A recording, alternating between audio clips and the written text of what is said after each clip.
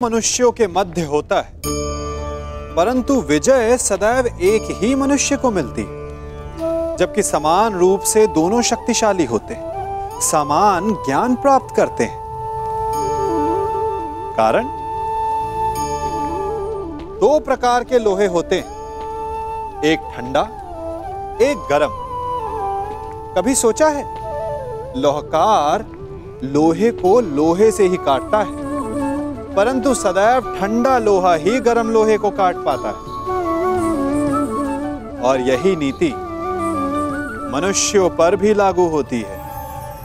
जब युद्ध होता है तो जिसके मन में ईर्ष्या होती, जलन होती, आक्रोश होता है, वो गर्म लोहे के समान, और जिसका मन शांत होता है, जिसका मन संयम से बंधा होता है, वो ठंडे लोहे के समान है। और वही ईर्ष्या और द्वेष नामक गर्म लोहे को काट सकता है। इसलिए यदि जीवन के संग्राम में विजय प्राप्त करनी है तो अपने मन को शांत रखें, क्योंकि गर्म लोहे की भांति ईर्ष्या और क्रोध जैसे भाव को रखने वाला मनुष्य सदैव शांत स्वभाव के मनुष्य के समक्ष निर्बल है। शक्ति ईर्ष्या और क्रोध में नहीं, शांति और संयम में है। द्वारका में जो घटित हुआ वो केवल दुर्योधन और अर्जुन ही जानते हैं। दुर्योधन को केवल आपने भ्रम दिया और शक्ति दी अर्जुन को। नारायणी सेना को चुनना दुर्योधन का चुनाव था मित्र, मैंने तो उसे केवल विकल्प दिए। अब दुर्योधन ने क्या चुना ये तो उसका निर्णय है, इसमें मैं क्या कर सकता था? आप जो कर सकते थे आपने किया माधव, और उसका परिणाम वही हुआ जो आप चाहते थे। यदि आप पक्षपाती नहीं होते तो अर्जुन को देखते ही आप उससे पूछते कि वो युधिष्ठिर के स्थान पर वहां क्या कर रहा है, परंतु आपने ऐसा नहीं किया। यदि तुम दुर्योधन के चुनाव पर निराश हो तो खेल मैंने नहीं, उसके दम, उसके लालच, उसके अहंकार ने खेला है मित्र। आप भी भली भांति जानते हैं कि दुर्योधन युधिष्ठिर से कहीं अधिक सक्षम शासक है। इस समय भारत को शासक की नहीं, धर्म की आवश्यकता है, धर्मराज की आवश्यकता है मित्र। फिर भी मैंने तुम्हारे तथाकथित सक्षम शासक को विकल्प दिए मित्र, जो विकल्प चुनने में ही चूक गया। वो कैसा सक्षम शासक मित्र? और मेरे विकल्प का क्या? आपने मुझे विकल्प क्यों नहीं दिया? कौरवों और पांडवों के मध्य आपने मुझे क्यों छोड़ दिया? क्या आपकी दृष्टि में मेरा कोई महत्व नहीं केशव? मैंने तो सदैव तुम्हें विकल्प दिए मित्र, अब तुमने ही मुझे नहीं चुना, तो उसके लिए तुम स्वयं उत्तरदायी। मैंने तो वर्षों पहले तुम्हारा सारथी बनना स्वीकार किया था मित्र, परंतु तुमने ही अलग मार्ग चुना। मैं तुम्हें सदा धर्म के लिए लड़ते देखना चाहता था, परंतु तुमने सदैव दुर्योधन के छल का साथ लिया। परंतु अब भी कुछ नहीं बिगड़ा, तुम्हारे लिए अब भी अवसर शेष है मित्र। तुम मनुष्य श्रेष्ठ हो, परंतु अनुचित स्थान पर। उचित स्थान का चुनाव करो मित्र। ये विकल्प नहीं है माधव, और यदि आप इसी को विकल्प कहते हैं तो आप ऐसा विकल्प मुझे अनेक बार दे चुके हैं, और मैंने सदा आपसे कहा कि ऐसा संभव नहीं है। मुझे इस बात का खेद रहेगा कि आप मेरे साथ नहीं होंगे, परंतु ये खेद मैं अपने मित्र को नहीं होने दूंगा, जिस मित्र ने मुझ पर विश्वास किया। आप अपना धर्म निभाइए और मैं अपना ऋण चुकाऊंगा वासुदेव।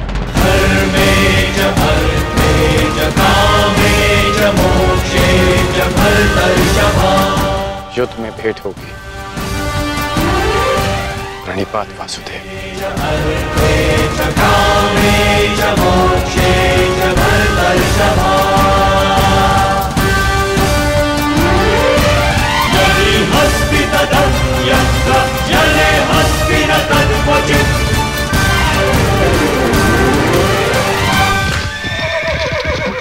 नहीं मित्र, युद्ध से पूर्व हमारी भेंट होगी और मैं तुम्हें एक और अवसर दूंगा। तुम्हें आभास कराऊंगा कि जितना सम्मान तुम्हें चाहिए उससे कहीं अधिक सम्मान के योग्य हो तुम। अगली भेंट में तुम्हारी वास्तविकता से भेंट करवाऊंगा मित्र। तुम्हें ज्ञात होगा कि तुम वास्तव में कौन हो। आशा है कि उस दिन तुम उचित विकल्प चुनोगे मित्र।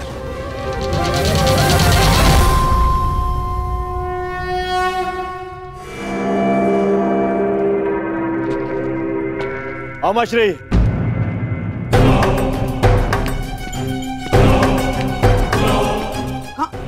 कहाँ थे तुम? मैं कब से तुम्हारी प्रतीक्षा कर रहा हूँ। बताओ क्या हुआ द्वारका में? और उस छलिए के रहते तुमने नारायणी सेना को कैसे अधीन किया आपने? हैं? अब बैठिए तो बैठिए। अरे अमश्री, आज तक आप अपनी चालों से मुझे आश्चर्य में डालते थे, परंतु आज मैंने इतनी बड़ी वजह से आपको और सबको आश्चर्य में डाल दिया।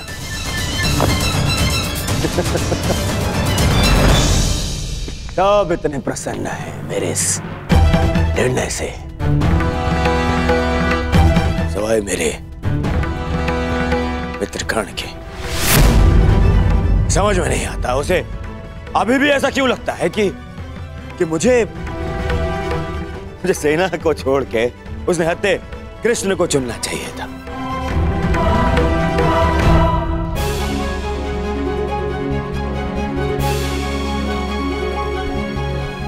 आज वासुदेव हमारे साथ है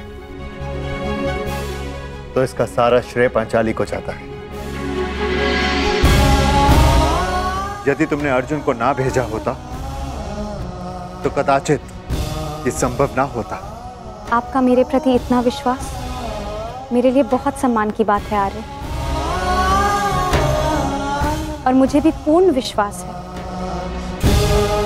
कि आप हस्तिनापुर के लिए अधिक योग्य शासक सिद्ध होंगे। अरे कोई जाओ, समझाओ, बताओ उसे कि कितनी बड़ी भूल कर रहा है वो। भूल तो तुम कर रहे हो दुर्योधन।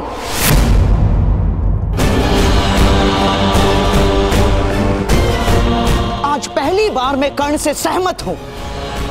तुम्हें नारायणी सेना के स्थान पर कृष्ण को ही चुनना था। ये क्या कर लिया तुमने? अरे मैंने क्या किया मामाश्री? उस कृष्ण ने वहां वचन दिया कि वो युद्ध में अस्त्र नहीं उठाएगा, तो फिर मैं नारायणी सेना को छोड़कर उस निहत्थे कृष्ण को चुनकर क्या कर लेता? अब हमारे विरुद्ध पूरी नारायणी सेना होगी जो हर प्रकार की व्यूह रचना में निपुण है। हमें अपने सैनिकों को श्रेष्ठ प्रशिक्षण देना होगा। जब तक माधव हमारे साथ है नकुल, हमें किसी बात की चिंता करने की कोई आवश्यकता नहीं। यदि आज वो हमारे पक्ष में होता तो पांडवों के लिए नहीं, आज वो हमारे लिए रणनीति बनाता, हमारे लिए। उसका वास्तविक अस्त्र तो उसकी नीति ही है। वो कृष्ण कोई साधारण मनुष्य नहीं है ना। अरे महामायावी है वो, महामायावी। वो समय को अपने मुताबिक चलाना जानता है, और इतना ही नहीं, वो अपने पक्ष के अनुसार परिस्थितियां भी बदल देता है। समझ गए? इसीलिए हम आरंभ से चाहते थे कि पांडवों से कैसे अलग कर दिया जाए उस छलिए को, परंतु तुमने इतना बड़ा अवसर गवा दिया। क्या किया ये है? क्या कर दिया ये तुमने? अरे समझ में नहीं आता है मुझे, क्यों सब उस कृष्ण से इतना भयभीत हैं? क्यों? कुछ नहीं बिगाड़ पाएगा वो। उसकी सेना भी मेरे अधीन है, कुछ नहीं बिगाड़ पाएगा वो। देखो दुर्योधन, अब इस बात पर वाद विवाद करके समय व्यर्थ करने से कोई लाभ नहीं। जो हानि होनी थी वो तो हो चुकी। अब इस हानि की भरपाई करने का समय आ गया है। उचित कहा आर्य। अब चाहे जो हो जाए, कौरवों की पराजय निश्चित है, क्योंकि ये धर्म युद्ध है। विजय धर्म की ही होगी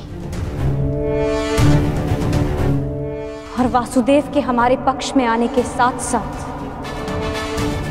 न्याय और धर्म भी हमारे पक्ष में है। विजय हमारी होगी। न्यायानाम अधिकाराणाम। ये महाभारत भारत का नव निर्माण करेगा।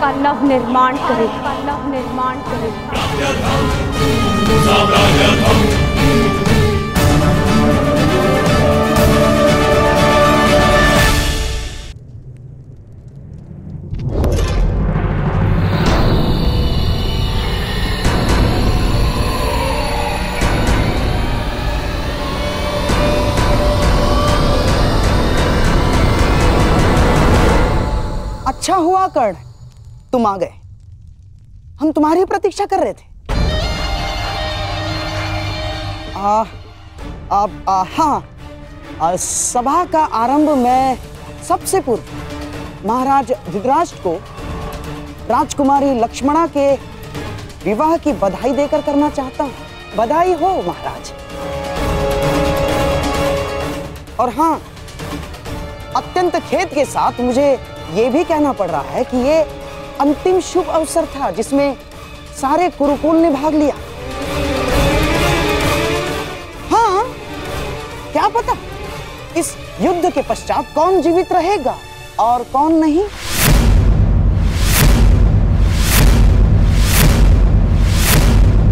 स्पष्ट रूप से कहिए गंधार राज, आपका तात्पर्य क्या है? अब से पूर्व तो आपने इस प्रकार के विचार कभी प्रकट नहीं किए, और अब जब दुर्योधन ने कृष्ण को ना चुनकर नारायणी सेना को चुना है, तो अब इस प्रकार के विचार क्यों? आपका प्रश्न उचित है महामहिम, परंतु यदि मैं अपनी भूल स्वीकार भी करता हूं, तो क्या वो भूल मैं सुधार सकता हूं? कर्ण, तुम्हारा इस विषय में क्या कहना है? मेरा मानना है कि हमें वार्तालाप में समय व्यर्थ नहीं करना चाहिए। हमें अपनी सेना को प्रशिक्षण देकर उन्हें और शक्तिशाली बनाना होगा। अपनी सेना में अधिक से अधिक महान योद्धाओं को एकत्रित करना होगा। मेरा एक और मानना है कि हमें युद्ध के लिए तत्पर रहना चाहिए।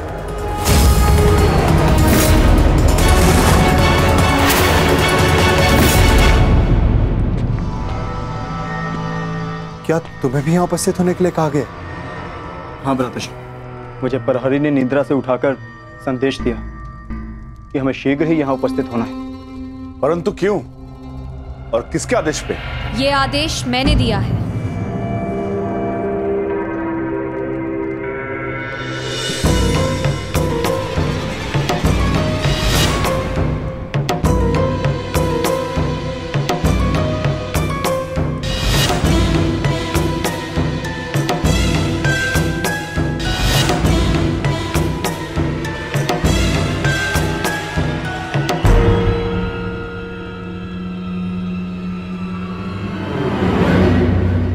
पांचाली, इतनी रात में तुम ये? क्योंकि ये समय सोने का नहीं है धर्मराज, जागने का है।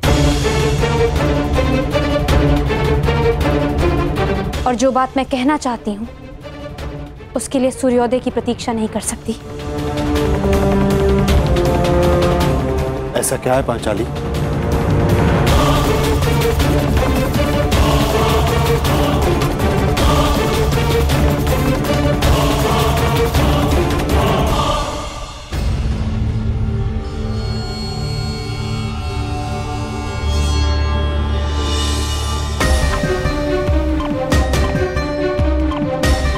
पांचाली, ये तिथि कैसी?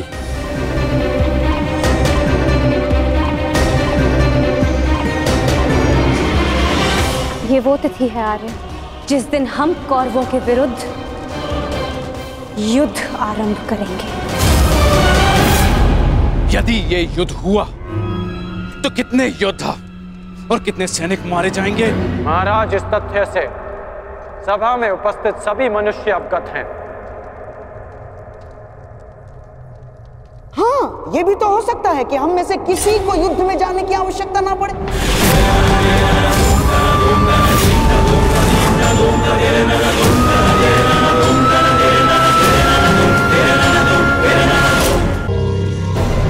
महामहिम, जैसे पुराणों में मैंने पढ़ा है कि स्वयं भगवान भी अपने शत्रुओं को एक अंतिम अवसर देते हैं, तो क्या हम अपने शत्रु को अंतिम अवसर नहीं दे सकते? दे सकते हैं ना महामहिम? गांधार राज, युद्ध होना निश्चित है और होकर ही रहेगा। और इसकी उल्टी गिनती प्रारंभ हो चुकी है।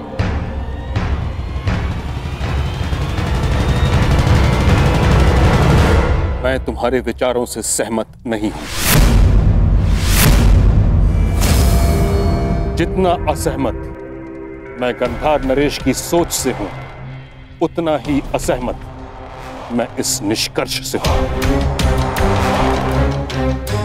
हर परिस्थिति में संधि युद्ध से श्रेष्ठ होती है। हमें पांडवों से संधि वार्ता कर लेनी चाहिए। युद्ध अभी प्रारंभ नहीं हुआ है महाराज, हम इसे रोकने का प्रयास कर रहे हैं।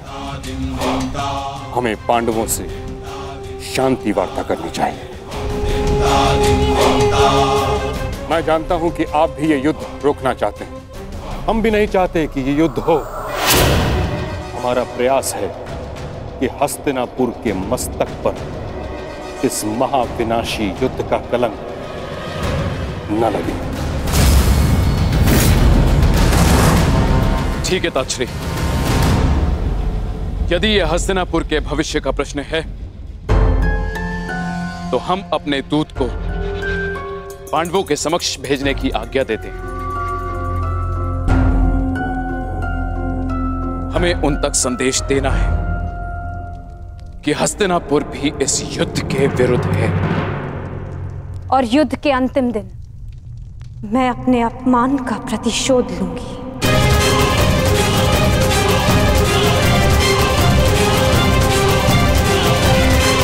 जिस दिन दुर्योधन का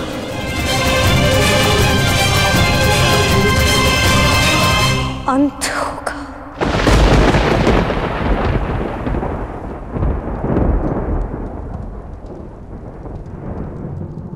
महाराज, ऐसे ये मेरा अंतिम निर्णय है कर्ण। हमें अपनी ओर से एक प्रतिनिधि चुनना होगा। क्या आपके मस्तिष्क में कोई नाम है महाराज? संजय।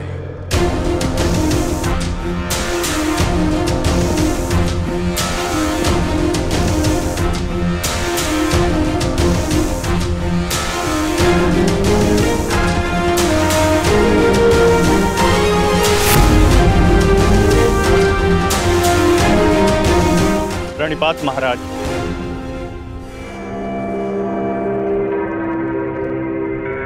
मुझे भी संजय के साथ जाने की आज्ञा दीजिए महाराज।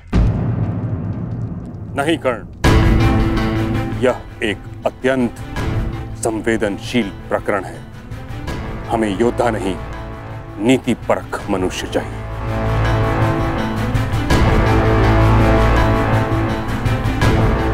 विदुर, तुम संजय के साथ जाओगे।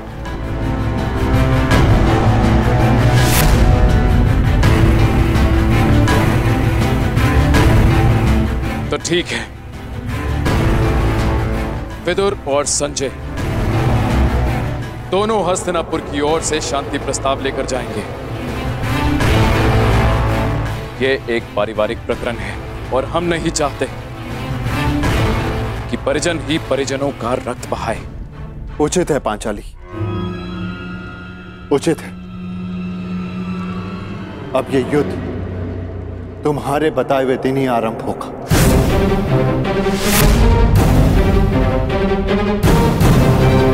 और इसका संदेश हम कौरवों तक पहुंचा देंगे।